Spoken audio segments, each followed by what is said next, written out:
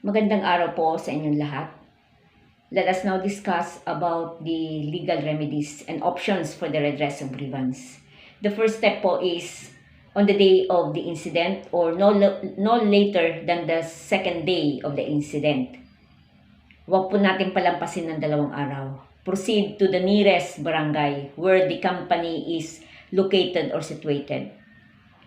Ipablatter nyo po yung incident na nangyari and request for a certified true copy or received copy of the signed blatter report and keep that as your initial proof. Dahil alam po natin wala tayong pinaghahawakan. Wala rin tayong in case na wala tayong nobody would testify in our favor. But if there would be one, then still keep that as your proof. Second is send an email to the next higher person doon sa taong who did you wrong. For example, it was a coworker. Then send the email to your supervisor, request for a one-on-one meeting or coaching, and alert him of the incident. Ngayon po, kung si supervisor naman ang may gawa, then address the email to your operations manager and likewise request for a coaching or one-on-one meeting with him and inform about the incident. Ngayon, kung si OM naman yung may gawa, then send an email address to your supervisor. Huwag natin po siya i-bypass. Of course, ang normal tendency is the supervisor will give you an advice. Na ngayon po yung advice na yun is not fair, then go ahead and inform your supervisor about your options or intention to escalate the said incident to HR.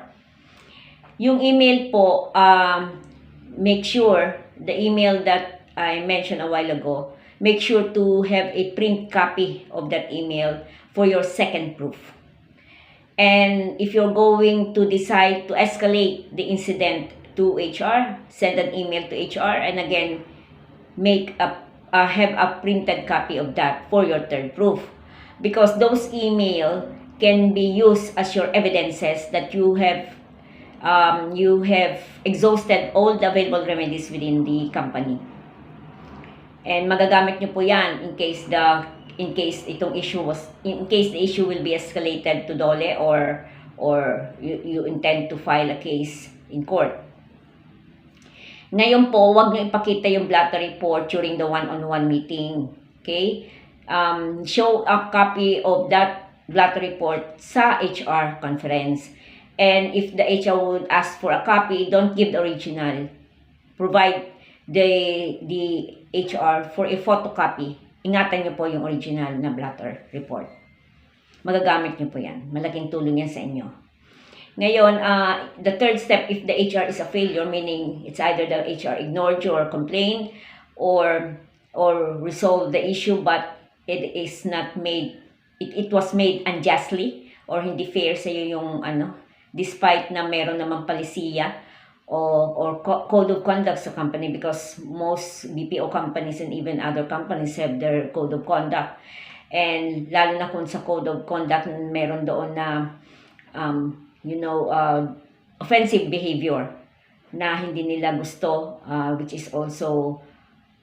the company dislike personnel or employees with offensive behavior. That can be also a subject to termination, of course, without prejudice to due process. And that would be a great help kung merong code of conduct. Okay? But however, if the HR, despite of that, hindi pabor ang decision sa'yo, because we understand that we are aware that if ang kinocomplainan nyo is part of the management, they have the capacity to influence the decision of the HR.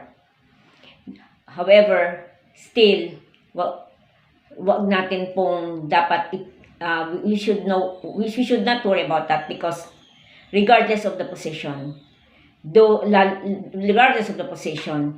if that person that you complain of is part of the management, they are supposed to have that balance of protection for the employees under him and for the organization or business he belongs. Ngayon po, if he is part of the management and being trusted by the company of this authority or power of discretion, but yet it was being abused, then the primary responsibility to protect no longer exists.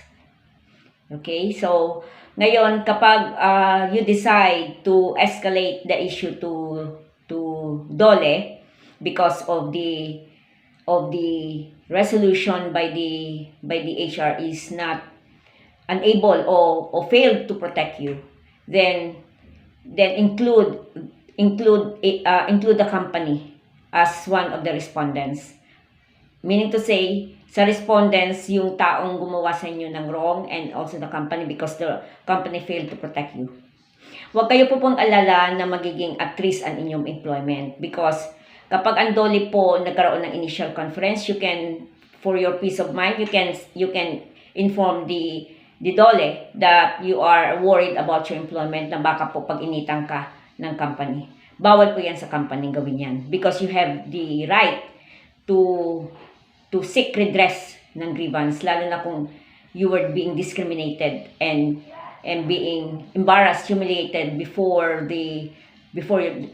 your coworkers, and that caused you anxiety and stress. So you have that right, and supposedly the company should have protected you. Okay, ngayon you can also file a criminal complaint for unjust vexation, because unjust vexation means there is annoyance, there is torment, there is disturbance, distress, unjustly caused sa isip ng victim, and the bullying and the power tripping is would qualify to that unjust vexation. And you can also file coercion or grave coercion, but that depends on the facts of the case. Because coercion, there is this compulsion and prevention, preventing you from doing a thing or compelling you to do a thing against your will. Napilitan ka lang gumawa, tama man yan o mali, napilitan kang gumawa because of violence or you were being threatened by the offender. Yun po ang coercion. And the unjust vexation or coercion should pass through the barangay. So you can file a criminal case with the barangay muna because there is a certain procedure before the case be escalated to the court. So, dadaan mo na yan sa barangay. You also have this blood report, and that could be a help but wag niyo pong palampasin because there is a certain period of prescription. I think it's 2 months. 2 months yata ang prescription ng unjust vexation. But anyway, you can do that. You can do both. Because dalawa naman po ang ibang nature ng case sa DOLE. DOLE is for the administrative sanction and the court is for the liability, criminal liability of the person who did you wrong. Okay. Ngayon, if the bullying has been or was done or committed through social media or message or text messaging, that is also punishable, and I mean not punishable by revised penal code and the Cyber Crime Protection Act. Lalo na kung ang remarks is discriminatory or defamatory or libelous remarks. You can seek a lawyer to file a case for you, or the police can also prepare a complaint for you. And that will be directly filed sa prosecutor's office. Damages can also be sought, meaning to say you can seek damages for the said harm or anxiety caused by this unjust vexation, by this cyberbullying, by this coercion.